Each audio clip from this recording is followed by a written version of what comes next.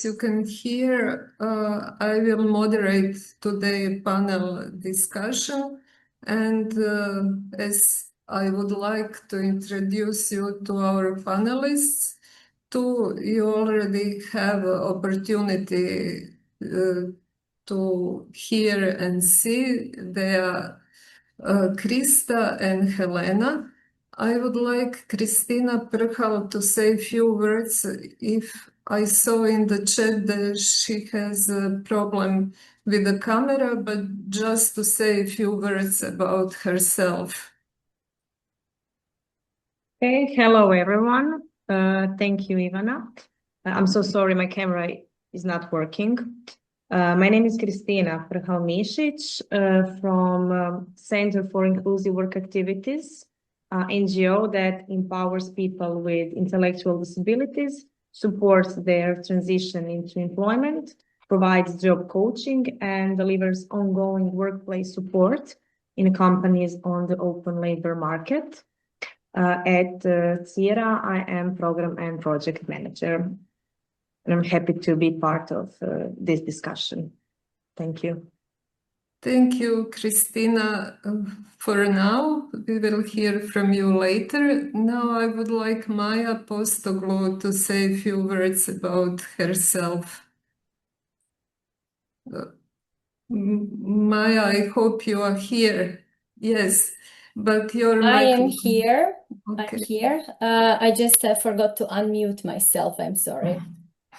So, hello everyone. My name is Maja Postoglu, and I work as a special teacher in vocational school for students with intellectual disabilities in Zagreb, Croatia.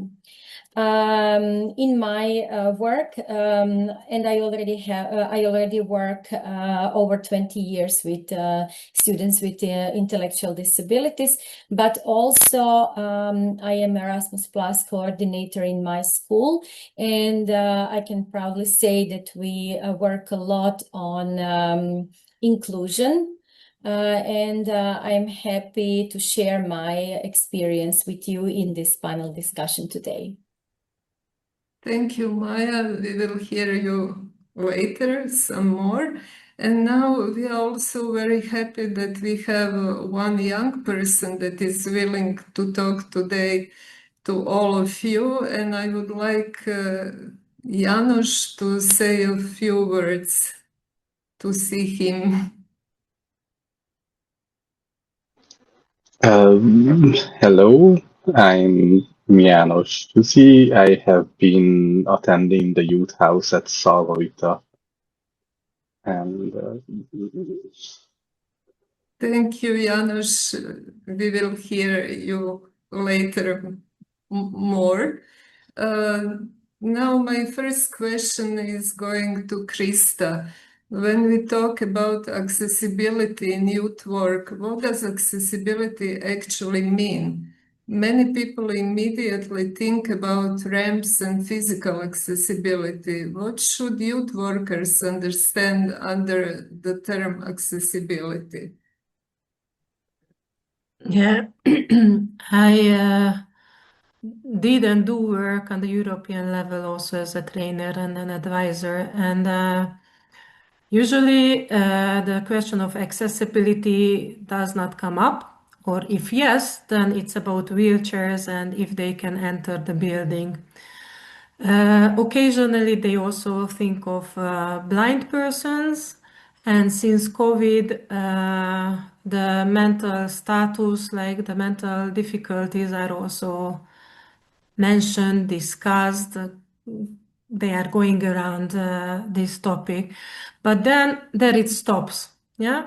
So, and I think it's a very, very wrong approach, because first of all, many people considers accessibility needs only if they are visible. If you see the person clearly, like, oh, the person is in a wheelchair, so I know that, you know, there are some accessibility needs. But there are plenty of additional support needs which are not visible, such as a chronic illness to start with.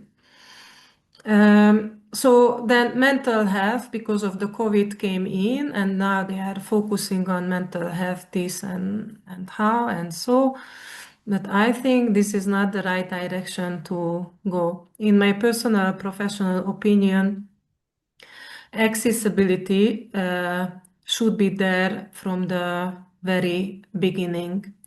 And accessibility should be there for visible and non-visible needs equally. So for me, to separate like mental health or a person in a wheelchair, it doesn't make sense.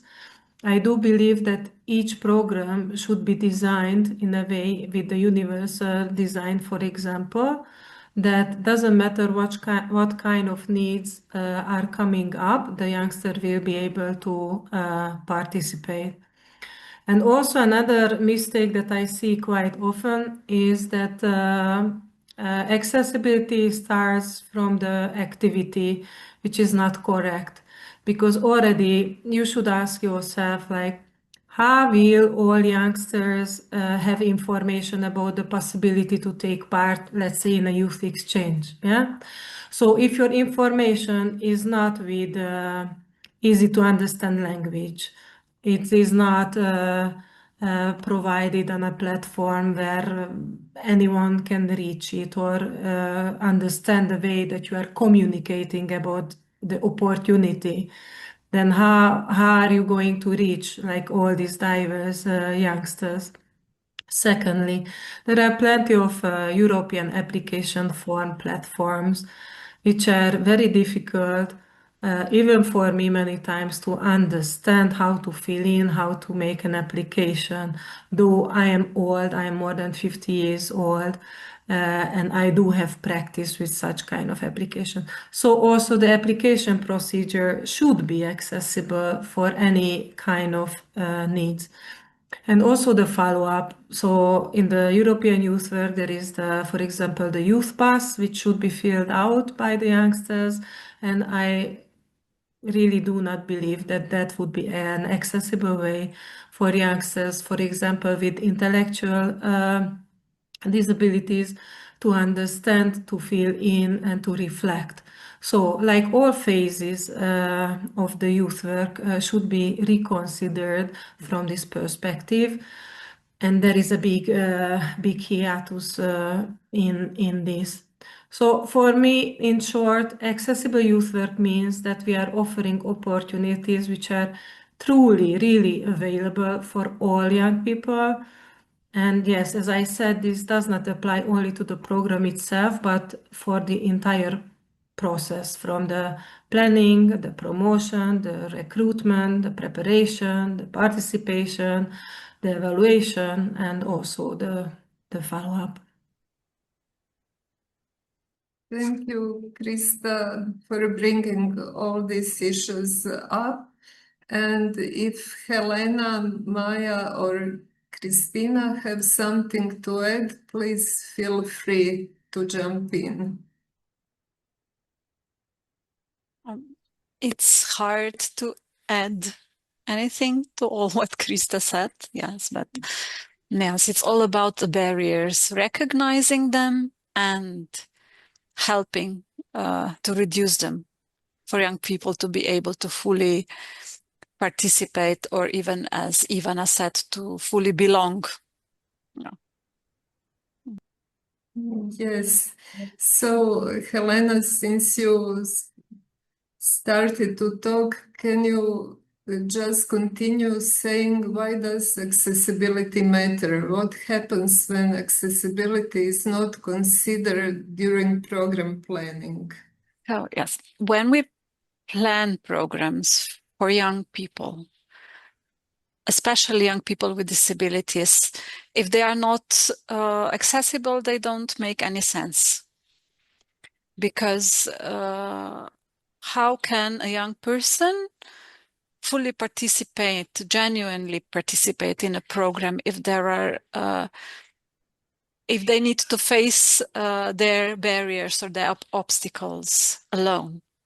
So I'm not saying that the barriers are intentionally created. They can be even unintentionally created because our awareness has not been raised enough, or sometimes you just forget to consider everything if you were born lucky enough to be without any major disability. So I have seen during my work in PUMO how important it is to support young people to fully participate, because if not, they very soon decide not to take part because they don't feel okay, they don't feel safe, they don't feel included, they are afraid they will be made fun of. If for example, there has not been enough stress put upon creating a safe environment for every participant. So I think that the programs which were not designed with accessibility in mind even have the opposite effect of creating a larger sense of failure or anxiety or of being overwhelmed. So we need to have the final user, our young participants, in mind when we create the programs, because sometimes it really does not take a lot. You just have to be aware of all the possibilities. Yes, thank you, Helena, and to listen to youngsters, what do they have to say? Kriszta, would you like to add something, or we move to the next question? Just a brief note that most of our youngsters already experienced quite difficult life situations, bullying, exclusion, and so on.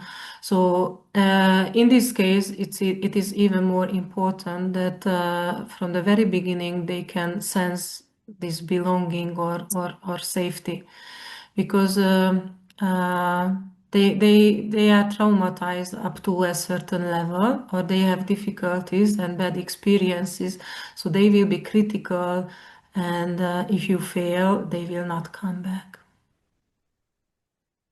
And that would be opportunity that is lost forever, unfortunately.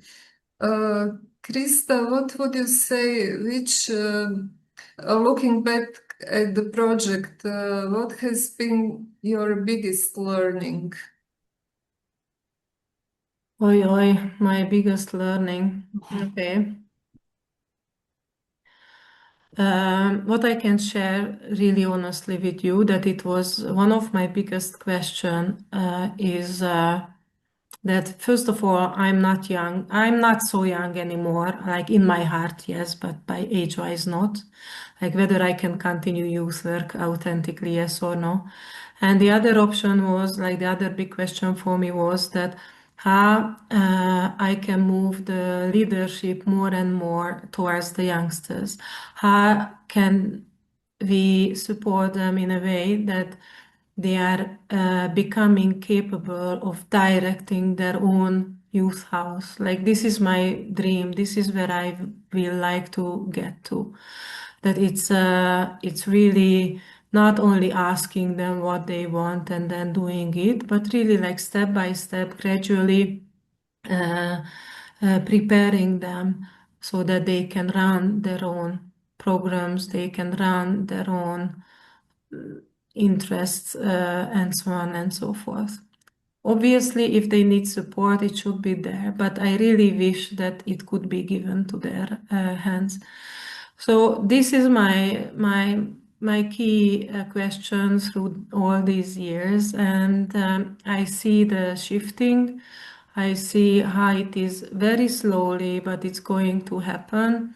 From this autumn, there is a group of youngsters in our youth house who are going to start their first project, a 1 year long project initiated by them, they applied for funding for it, and they will carry out that activity.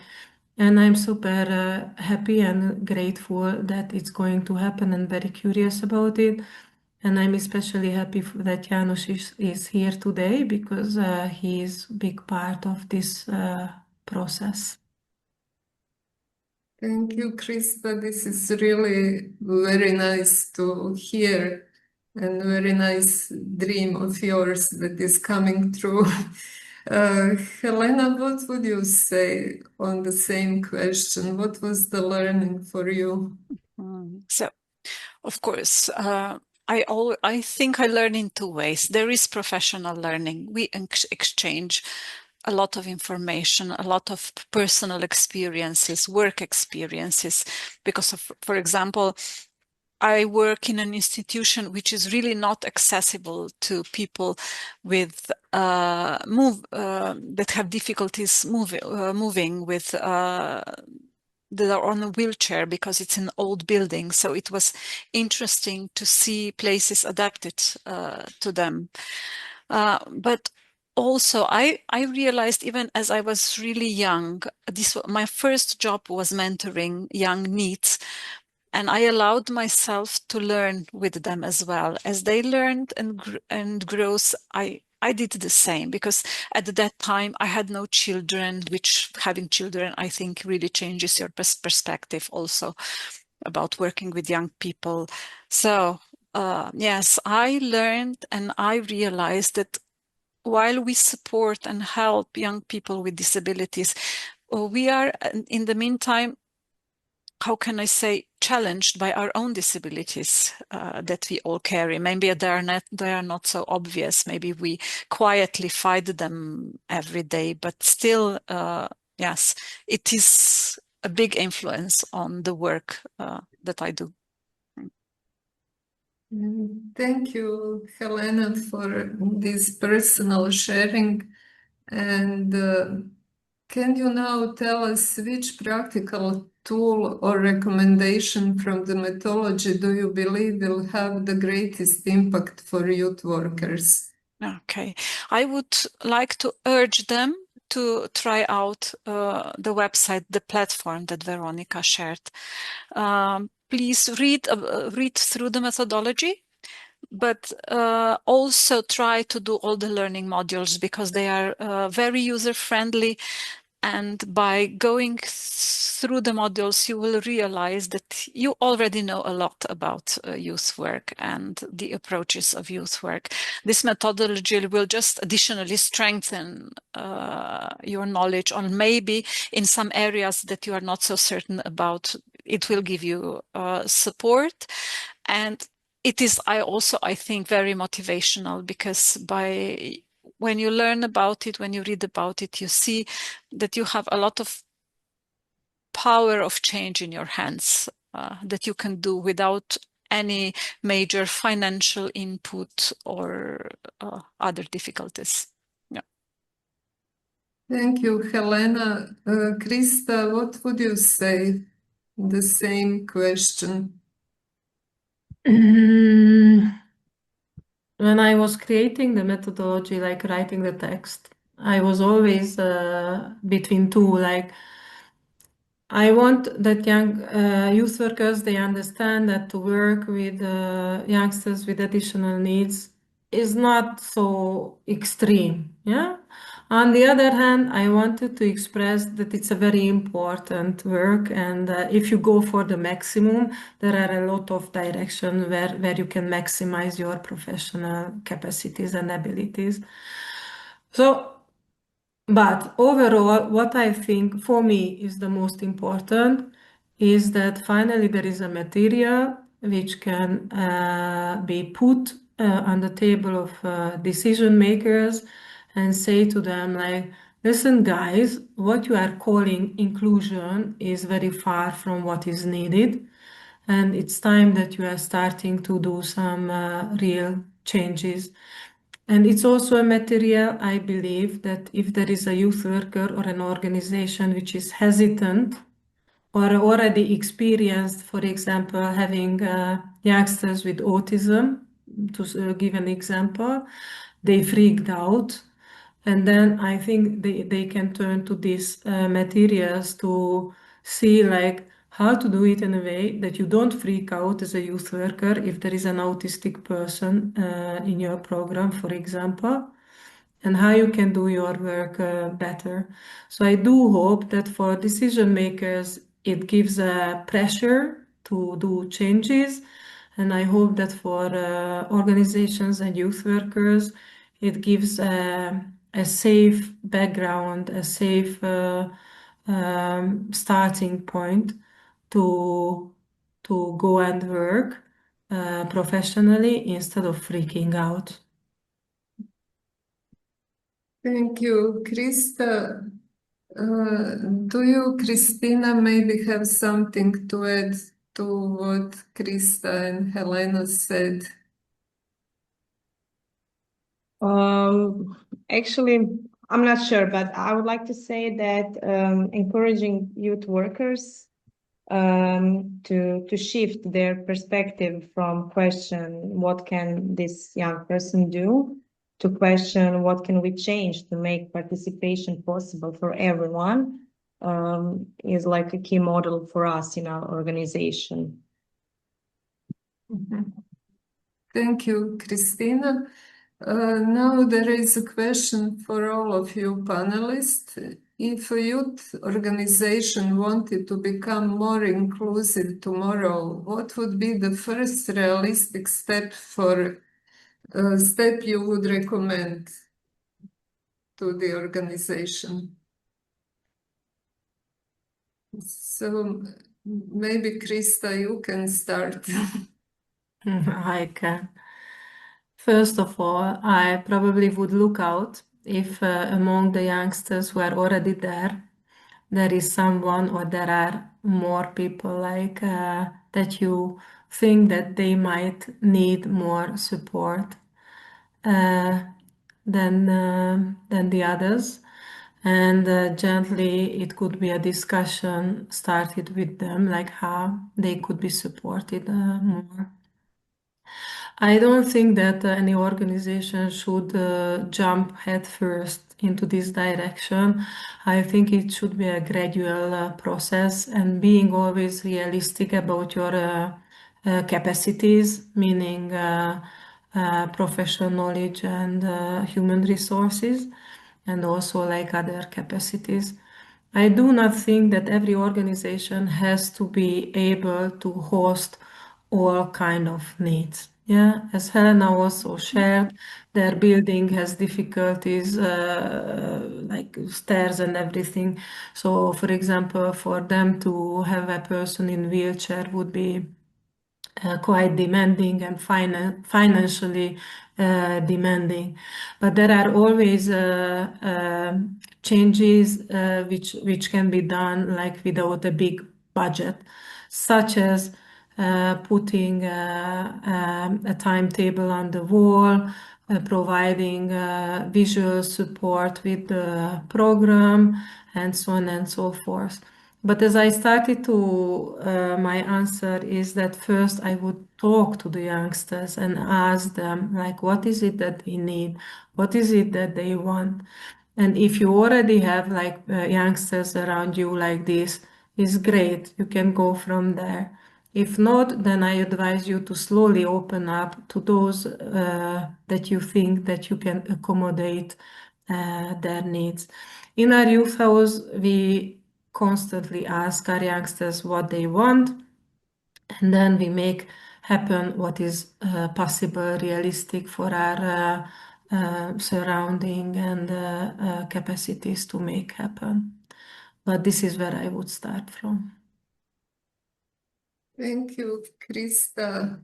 Helena, would you comment or add something?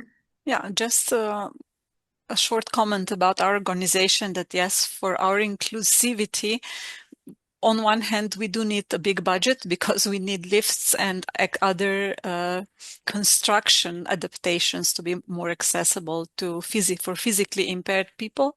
But on the other hand, I think it's very important the staff of our institution, not only us who work directly with our participants, but every member of the staff should learn how to accept every person that comes through our door, especially young person, how to greet them, how to ask them what do they need, to show them kindness and willingness to look for solution for them if they need something. Thank you, Helena. Maja, would you give us your thoughts on this topic? Yes, no problem. It is really hard to answer after Kriszta and Helena because this was just what I wanted to say, but I will just point up what is my opinion. So I can just agree about what Kriszta said about asking students, children with disabilities, what do they need? But also, as I work with intellectual disabled students, we need to talk to their parents as well. Because if we make any kind of presumptions of their needs, we can miss, and the inclusion couldn't be possible, the full inclusion. And when we are talking about full inclusion, we are not talking about just them being there, but also to participate in all the activities to make it possible for all of them to participate. And second thing, what I would like to say that it's really needed to invest in staff training. Because in our school, we see when teachers feel confident about adapting their communication and activities they provide for students, inclusion becomes just a natural part of their daily work rather than an additional task. And when they adapt it so naturally because they are confident, it is really possible to do it. Thank you, Maja. And so can we hear Kristina also, your thoughts about this? Yes, thank you, Ivana. I agree with everything what Kriszta says. I would like to point out that we should stop assume what young people with disabilities need, and start by asking them what they need, what they want, and that should be our first start position in our work. Thank you. Does maybe Janusz have something to add?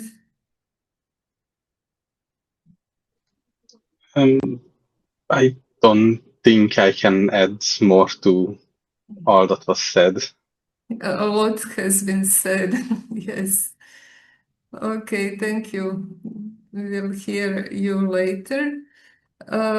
Now there is a question for Maja and Kristina. What are the biggest challenges young people with disabilities or accessibility needs face when they transitioning into adulthood, employment, or community life? Well, if I have to say that I was working for 10 years, leading a monitoring service for students in our school who are finishing school. And I was working exactly on transition to work after school. Not only to work, but also to their social rights and so on. And what I found the biggest challenge was misunderstanding and the lack of understanding, not only by the students with intellectual disabilities about their rights and where to go, what to do after work, but also also maybe even the bigger challenge was not understanding by people who should help them to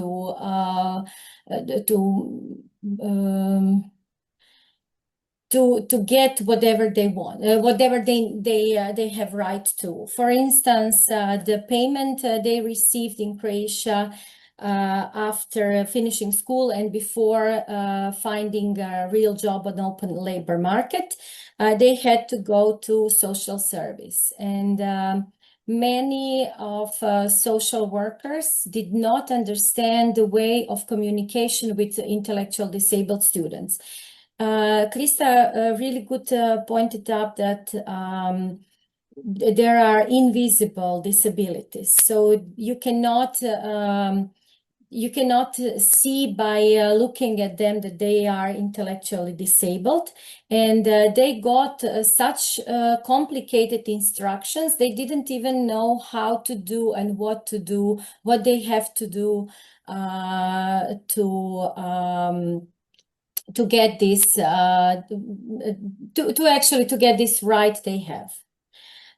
So I really don't know how to solve it, but what I was doing was I found myself explaining to people who are working in social services how to communicate, and then I was sending letters. And yes, the biggest problem is a lack of support after finishing school. When they are out of the system, at least in Croatia, they are actually by themselves, unfortunately. Especially students and youngsters who have intellectual disabilities, but and are not so severely disabled, they will end up in some kind of institution or NGO that will work with them daily. But those who really need the support to fulfill their how to say potential on the open labor market. So the lack of service is lack of support services. I think the biggest problem from my experience. Thank you, Maja. Kristina, what is your experience? And do you agree with what Maja has said? Yes, absolutely. I agree with everything what Maja says. I agree with a lack of professional support after in the transition from school to adult life. Like many young people lose structured support after finishing education and face uncertainty about employment, independent living, and community participation. The lack of institutional understanding of the diverse needs of persons with disabilities is actually the key problem. For young people with intellectual disabilities, also the problem is low expectations from society, remaining a significant barrier. Too often, people focus on what they cannot do instead of recognizing their abilities and potential. And at CIRA, actually, we see every day that employment can transform lives. Through supported employment and individual job coaching, many young people gain confidence, independence, and a strong sense of belonging. But this requires cooperation between employers, families, supported professionals, and especially state institutions. That's it. Thank you. Thank you, Kristina. Helena, do you maybe have something to add to this? No. No. Sorry, Mirella, by the time is almost up and we should just respect our guest schedule. So I recommend to move on to János' questions because I really would like to hear his thoughts about. What do you think, Mirella? I didn't want to interrupt you. I think yes, because this is a good idea. A lot has been said that is important already, so it would be good to hear János. János, can you tell us as a young person what made you feel welcome and included in this project? Well, the biggest thing that made me feel like that also connects to the previous question, because as I experienced, if your issues are not very visible and you don't necessarily have a diagnosis paper to wave around, then even in specialized workplaces that work with disabled people, there is very little will to actually help you or provide any accommodations.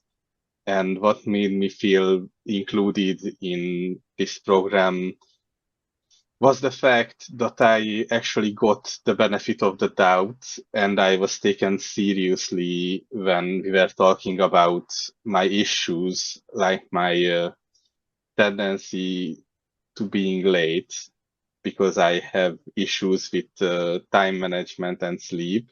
And most places, well, don't really care.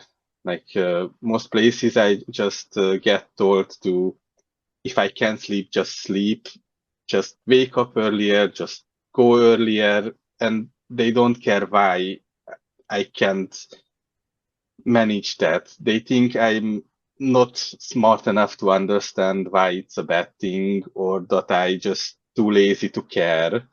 And actually going to a youth house, well, instead of admonishing me from the gate, actually having a conversation of why I was late, what